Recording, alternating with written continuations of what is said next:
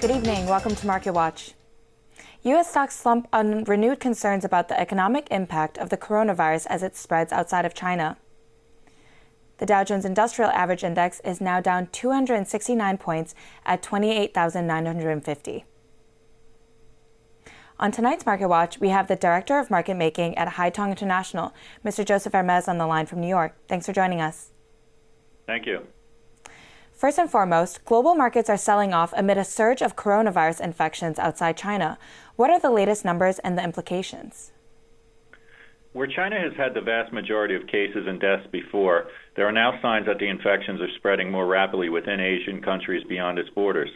China still remains the center of the crisis with 75,000 infections, but now it's been reported that South Korea cases have soared past 200, and Singapore and Japan have topped 85.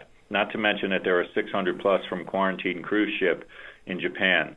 Now global markets are faced with the reality of a wider regional outbreak on economic growth and corporate earnings. The coronavirus has yet to become a pandemic, which is defined as a situation where the virus is spreading across multiple continents. So far, the numbers outside of China remain small, but this sudden jump in other parts of Asia is alarming. Turning to our next topic, Wells Fargo may settle as early as today with the federal government over widespread abuse of customers. What is the penalty the bank may be facing?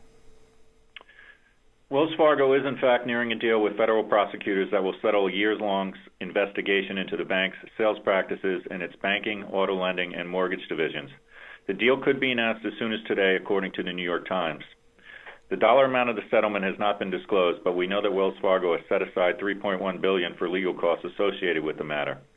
This penalty would be in addition to the $4 billion in fines the bank has paid since the scandal first broke in 2016.